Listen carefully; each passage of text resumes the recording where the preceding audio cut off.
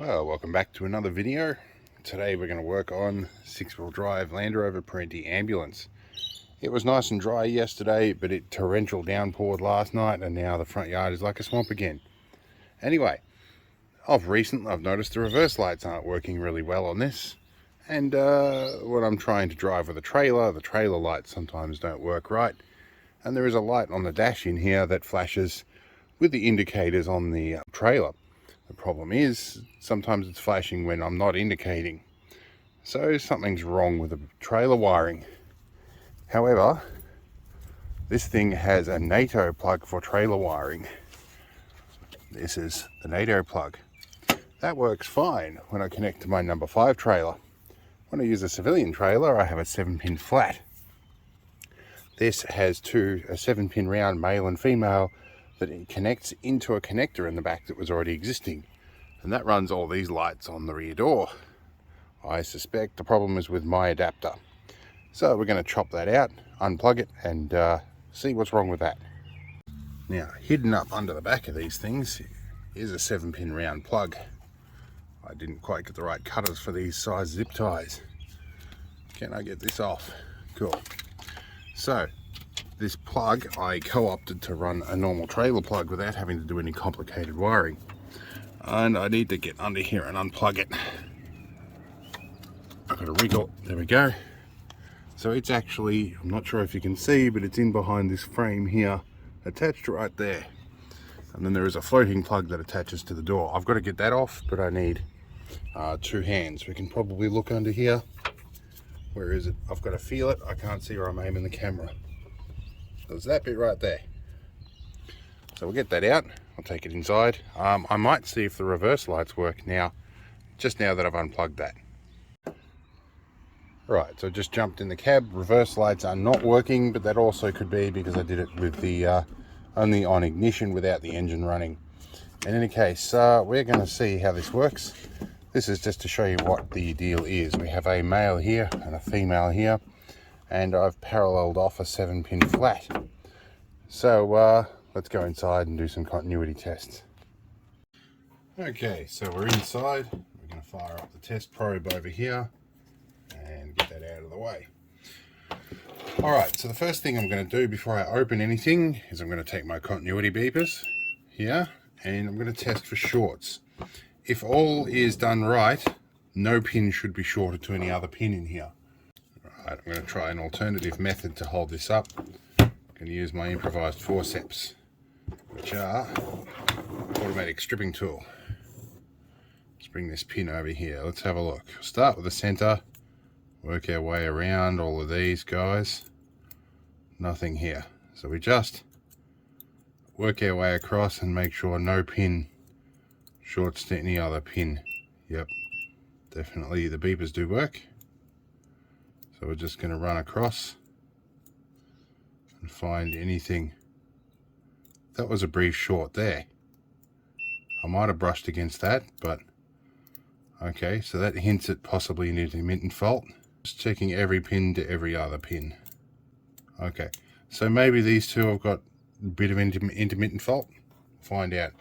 We'll start with this plug because these 7-pin flat plugs are the ones that tend to go wrong the most. And then we'll work our way back and see what we find.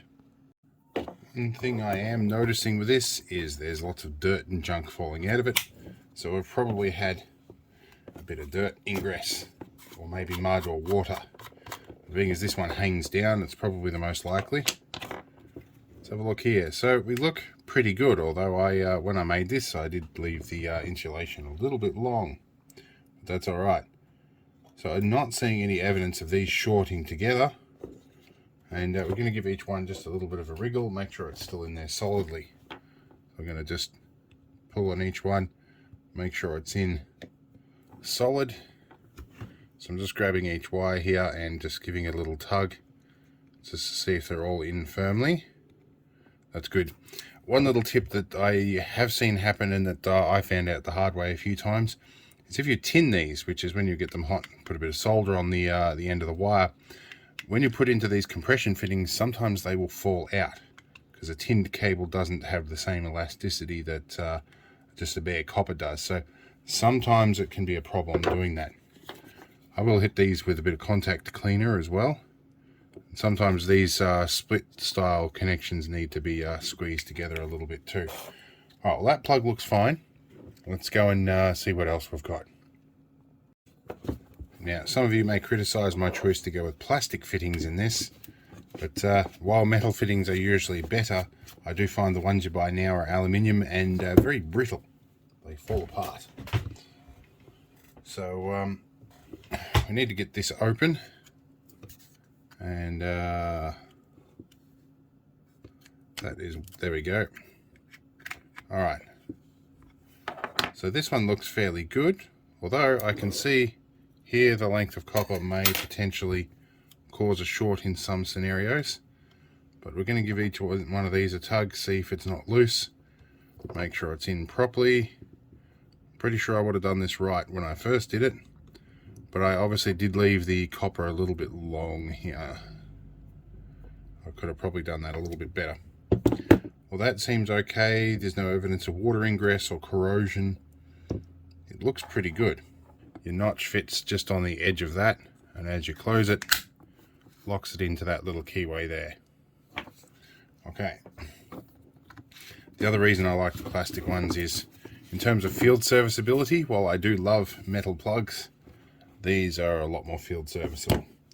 Alright, let's try this one, which is most likely, if I'm going to have a wiring fault, this is where I piggybacked extra wires in where they probably shouldn't be. So this one also takes a bit to disassemble. It's also the dirtiest one, so we might give this a clean up first before we work on it. Bit of spray and wipe. And a rag out of the rag bag. Give it a bit of a wipe down. Should make a difference to it. Now these ones are a little different to disassemble. We do have a cable gland here which I left off because I had two wires in here that I couldn't fit through the one cable gland because I was doing something a little non-standard. If I was to do this strictly properly, I'd put a junction box or something in the middle. Alright, so there's a bit going on in this plug because of what I was trying to do, which was to piggyback extra wires in. First thing I see is a nick in this brown wire, and I think I saw a corroded screw in here, so that means there's been some moisture ingress. Another rusted screw, and then there's real bad corrosion there. So that definitely could be some crosstalk. That's between our blue and green, so I will look up which two wires they are. I'm willing to bet they're the ones that are most used, therefore it's probably reverse. I think the white is actually the reverse wire, but there's definitely been some water stuck in that, and that could be because I failed to have a drip loop. So this has probably been downstream and water's probably run up the cable into it and been sitting in the bottom there. Okay, so I've just done a quick look at a diagram online. Now pins 3, 4 and 5, so that is 5, that is 4, and that is 3. So that's the white, green and blue. The white is, where are we? Our white was pin 3. Pin 3 is ground, which is definitely going to cause us some problems. The green, which is pin 4, is our right turn. And what's this one? The blue is pin 5, which is electric brakes. But stoplights are around the corner here too. But crucially, if this wire is not working, everything else is not going to work properly. So I think that, and that is also probably the most rusted one, and probably the one with the highest amount of current flow. So I'm going to rip these 3 out and clean them up and see if we can get them back in. Let's zoom in slightly so we can see what I'm doing here. So this is our ground wire. We're going to loosen each one of these. We're going to pull them out, inspect, and give them a clean. Yep, that screw is not happy. I might end up going and buying a new socket, although it's between pay weeks, so that might not be an option. But I think it's no coincidence that these 3 are also the same problems I'm having. Let's have a look here. Well, the copper looks pretty clean and shiny, so that is good. And I think it could be a bit of crosstalk between them. There is a little strand of copper hanging off this green wire onto the other side. Let's see if you can see this here. See that little strand of copper just in there? That could be all my problems. So that will be grounding my right-hand turn signal, which is the problem I've got, is the indicators on the trailer. And that would also generate that light bulb lighting up on the dash. Could be all my problem, but definitely needed inspecting anyway. Let's see if we can fix that up. Yeah, somewhere I have some electrical clean and lube. I don't know where it's gone, but it's actually a cleaner, solvent and lubricant. So we're just going to use a cleaning solvent for now on these ones, just to try and blast some of that other stuff away. Give it a bit of a scrub between the two. I got in with my flush cutters and I trimmed off that little tail, and we want to give this a bit of a squirt in here. I've got a different nozzle fitted to this, by the way. Works a little better. So we need to roll this right all the way out, and we need to put this back in.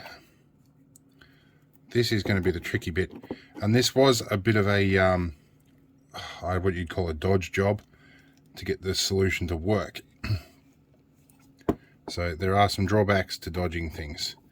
Now, noted with this, it's rusty. I'm going to have to get a new one soon, but we just want this to work for a couple of days till I can afford to get a new one. Let's tighten these other two up. Choosing an appropriate size screwdriver is also a very important part of this, otherwise you hash up the screws. I should really probably, next time I do this, get in with some liquid electrical tape and actually seal everything up properly. Or even a spray of cheap spray paint would probably do the job. Alright, now I have the interesting task of getting this back in. I think if we zoom out, we're going to have to pull it back like that. Alrighty, let's go outside and plug this in. Okay, so I've turned up my viewfinder or display brightness a little bit so we can see in here. Maybe we might be able to see what's behind here. This little lever here, that's the cap off the trailer plug that's in the back of this. Hiding in right behind that is our other plug that we're going to plug into. And this is the one that I think was hanging down like that. I think that's caused our problem. There's our other plug hanging in there. And under here, we see these two plugged in.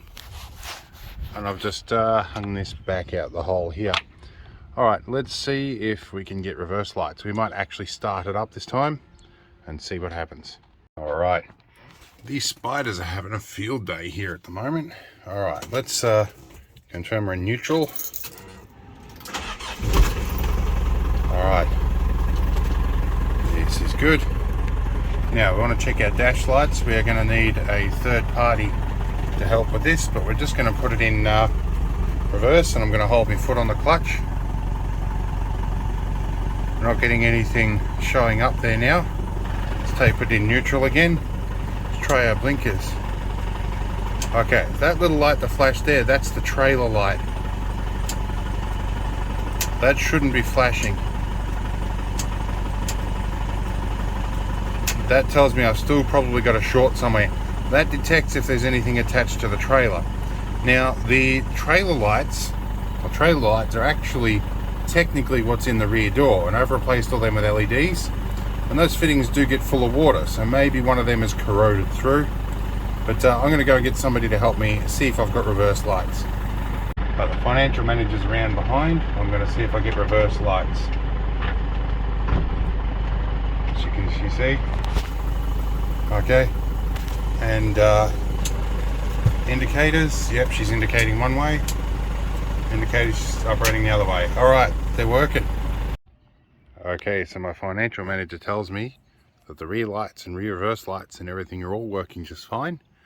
So I think maybe that tiny little strand of wire was our entire problem. We won't find out if I fixed it all until we hitch the trailer up, which is this guy over here. We're going to hitch that up. But in the meantime, we know we've solved one of our major problems. We have reverse lights again. Alright, so in conclusion, one single strand of wire might have been our problem. So we're going to call it quits here, and we'll update you guys next time I hitch up the trailer. But I think that was our problem, and I've learnt that I need to put some zip ties in there and keep the drip loop in the right place and stop water running back into that plug. In any case, let's continue on, find the next video, and we'll see you there.